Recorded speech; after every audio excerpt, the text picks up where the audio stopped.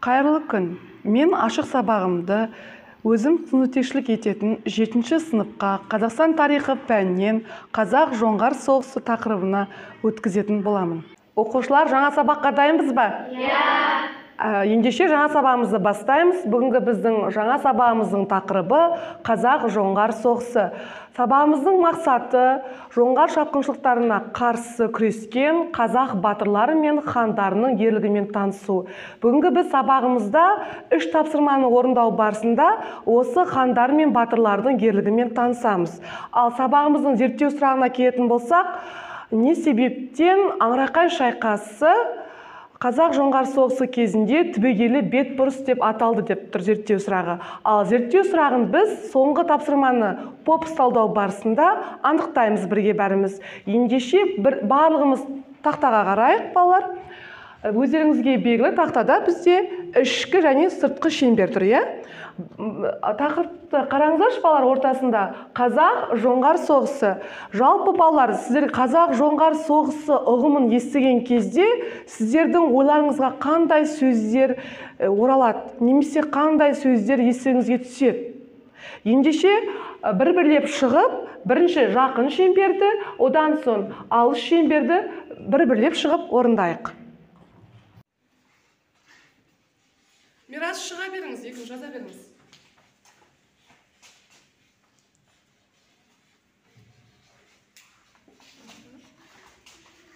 Айдана, жаза ғой.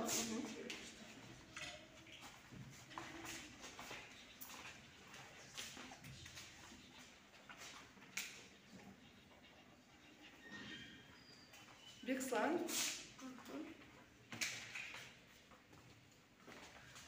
Жарайсыздар, оқушылар.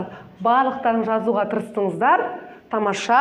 Бізде 1000 бала дегенді жақын шеңберге орнатқансыздар, да? 1000 баланы жазған оқушы бізге не себептен жазғанын айтып кетсе? Мирас, иә, 1000 бала жазған. Мирас.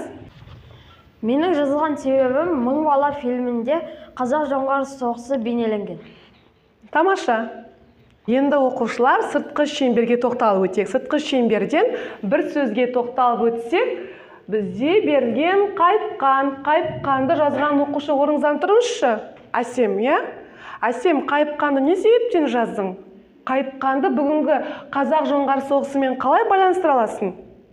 Жалпы мен қайыпқанды жазған себебім ол қазақ хандығын басқарған кезде сыртқы саясат шиеленісіп кетті. Осының әсерінен жоңғарлар қазақтарға өзінің күшін көрсетті. Оқушылар, бүгін біз сабақ барысында 3 тапсырманы орындауға тиіспіз. Сол 3 тапсырманы орындау барысында біздер балды қалай жинаймыз? Сол үшін мен сіздерге қазір алдарыңызда тұрған осы бағалау парағын түсіндіріп өтейін. Бағалау парағында жалпы сіздерге қазақ жоңғар соғысының картасы берілген. Бағалау парағы өзі 3 бөліктен тұр. 3 тапсырмаға байланысты.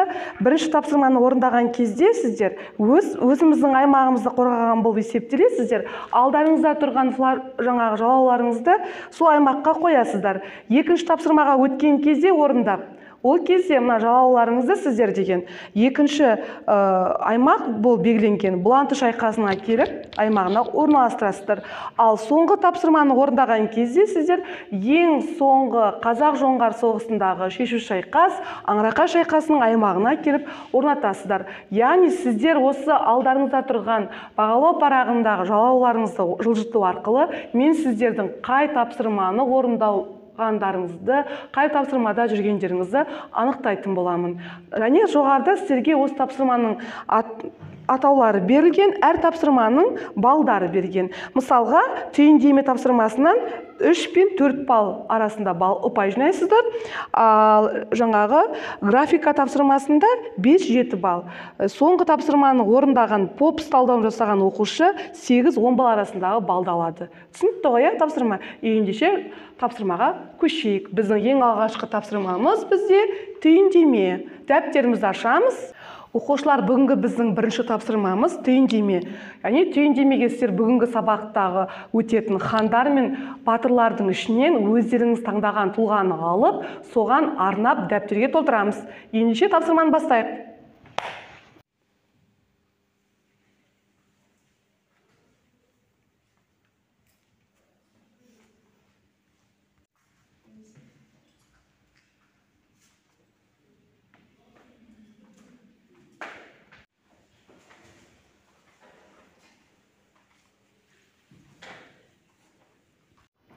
Досым, түйіндемеңді оқи ғой.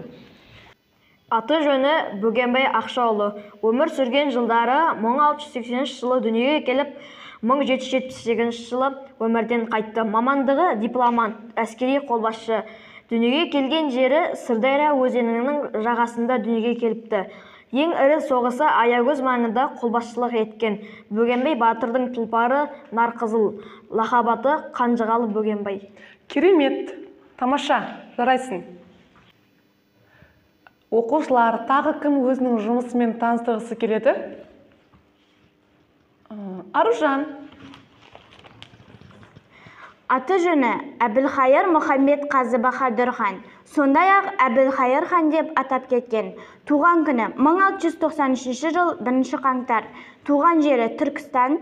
Қызметі кіші жүздің ханы, мемлекет қайраткері. Қайтыс болған жылы 12 тамыз 1748 жыл. Әкесі Сұлтан Айта Хаджи. Жұбайы Бапай Батима Баян ханым. Діні ислам, жерленген жері хан моласы. Тамаша, керемет, өте толық жазылған, ерекше жазылған. Рахмет, отыра қойыңыз. Екінші тапсырмам графикалық мәтін. Бұл тапсырманы алу мақсатым оқушыларға оқулықтағы және қосымша мәліметтегі ақпараттарды жүйелеу, мәтін ішіндегі оқиғаларды салыстыру үшін алған болатынмын. Бүгінгі сабағымда оқушылар графикалық мәтінге Аңырақай шайқасы мен Бұланты шайқасындағы жетістіктер мен ұтымсыз тұстарын графикалық мәтінге түсіреді. Мен жазған 5x-тің мәні ол Бұланты шайқасы. Бұланты шайқасында қалмақтың көп қырылғаннан кейін қазақ елі жеңіске жетті. Тамаша, өте дұрыс жауап. Толық жауап және келесі бізде Бұланты шайқасының x минус мән табуға кім шығады екен? Бізде Аңырақай шайқасында жалғыз минус 2 минус y бар, иә? Жақсы, осының мәнін Ақзира, не себептен 2 минус y-ті таңдадың? Аңырақай шайқасынан жеңген Әбілқайыр хан билікке ұмтылып, сұлтандармен алауыздыққа туындайды. Алауыздыққа туындағанын сонда біздер теріс әсерге жатқыздық, иә? Жақсы, тамаша, нақты жауап деп есептеймін, ерекше жауап. Отыра қойыңыз. Менің 6x-тің мәні ол Аңырақай шайқасы. Аңырақай шайқасынан кейін қазақтардан тартып алған жерлерін жоңғарлар тастап кетуге және де қайтарып беруге мәжбүр болды. Тамаша. Бізде тағы да жалғыз минус 8x болып тұр, иә, бүгін. Минус 8x-тің мәнін бізде жазып отырған Зарина, не себептен минус 8x-ті белгіледің? Қандай фактіге сүйеніп отырсың? Себебі Ұлытауда өткен Бұланты соғысы жоңғарлар мен қазақтардың шайқасында қазақтар жеңгенменен көптеген қазақ жауынгерлері қаза тапты. Иә. Қанжығалы Бөгенбайдың ұсынысымен қаза тапқан қазақ жауынгерлері Ұлытаудың басына шығып жерленді. Өте тамаша, нақты жауап, және толық жауап. Өте тамаша. Отыра қойыңыз, Зарина. Оқушылар, ендеше біз үшінші тапсырмамызға көшеміз. Біздің үшінші тапсырмамыз өзіміздің зерттеу сұрағымызға бағытталады. Бүгінгі біздің зерттеу сұрағымыз неліктен Аңырақай шайқасы қазақ жоңғар соғысы кезінде түбегейлі бетбұрыс деп аталды деп сұрағымыз солай болып табылады. Осы сұрақты толықтай жауап беру үшін осы сұраққа попс талдауды орындауға көшеміз. Дәптерімізді ашамыз, попс талдау орындаймыз.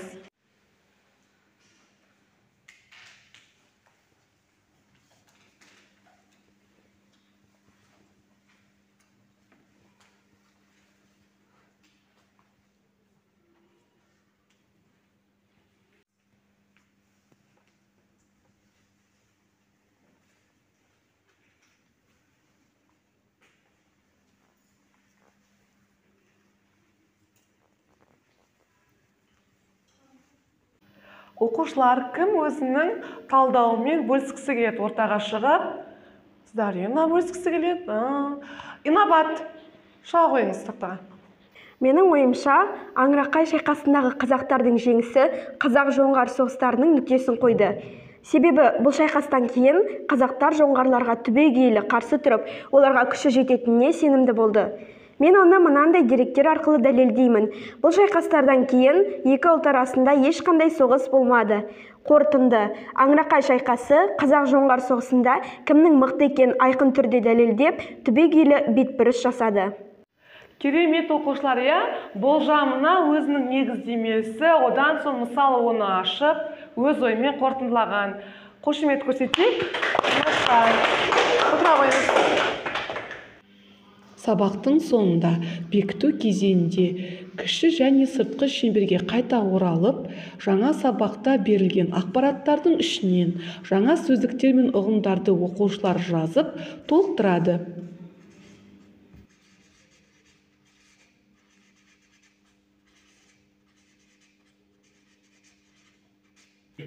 Оқушылар, енді мен сіздердің осы алдарыңызда тұрған бағалау парағы арқылы бүгін бағалап өтемін. Бексұлан, бүгін сенде екінші тапсырмаға дейін толық орындағандықтан бүгінгі ұпайың 7 ұпай. Келісесің бе? Ақзира бізде бүгін толық қатысты, барлығына 9 ұпай. Бізде енді досым бүгін барлық тапсырманы толық орындаған, дәптеріне толық жазған, және тақтаға шығып өз пікірін білдіргендіктен 9 ұпайын алады. Өте тамаша, Заринаның жалауы Аңырақай шайқасына келіп тұрақтанған екен. Зарина бізде барлық жұмысқа толық орындағандықтан, Зарина саған бүгін 10 ұпай қояды. Ал Айназар өкінішке орай екінші тапсырманы толық орындамағандықтан, жалауың бірінші тапсырмада қалып қойған екен. Болашақта екінші тапсырмаға орындауға шақырамын, толық орындауға келесі болашақта. Үй тапсырмасын алып кетіңіз, екінші тапсырманы. Бірінші тапсырма орындағандықтан бүгін сізге 5 балл қойылады. Келісесіз бе? Барлықтарымыз қарай қойық оқушылар. Оқушылар, менің қолымдағы бұл кері байланыс парағы оқушылар. Қараңыздар, оқушылар, бірінші суретте не бейнеленген? Қорамса. Яғни бұл біздің батырларымыз бен хандарының қорамсар десек болады, сол кезеңдегі. Енді осы қорамсаға бүгінгі сабақта өздеріңіз үшін қандай маңызды ақпарат алдыңыздар, соны жазып кетсеңіздер. Екінші балар не бейнеленген? Қорған сауы, бұл бізде, яғни сіздер толтырасыз бұл жерге өздеріңіздің бүгінгі сабақта әлі де толығырақ білгім келеді деген ақпаратты. Үшінші не бейнеленген? Құрылтай. Яғни құрылтайға жалпы бізде бұрын өттік те алдың тақырыптарда. Әркім өзінің ұсыныстарын, пікірлерін алып келеді, хандар, сұлтандар. Сол тәрізде сіздер де бүгінгі сабақта әлі де осы тақырыпқа қатысты маған ұсыныстарыңыз болатын болса, осы жерге жазып беруіңізді сұраймын.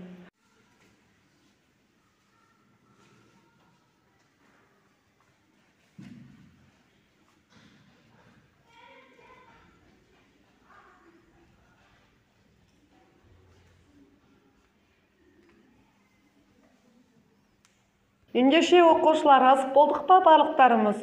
Кім қорамсаққа өзінің ойын айтады? Ақзира? Мен бүгінгі сабақта Аңырақай шайқасының қазақ хандығына маңыздылығын түсіндім. Тамаша, рахмет. Ал ендеше оқушылар, қорғанға кім өзінің пікірін айтады екен? Жақсы, Аружан жауап бере қойшы, өтініш. Мен бүгінгі сабақта Аңырақай шайқасынан бөлек басқа да шайқастар жайлы білгім келеді. Тамаша, ескереміз болашақта. Жақсы, отыра қойыңыз. Жақсы, Аружан.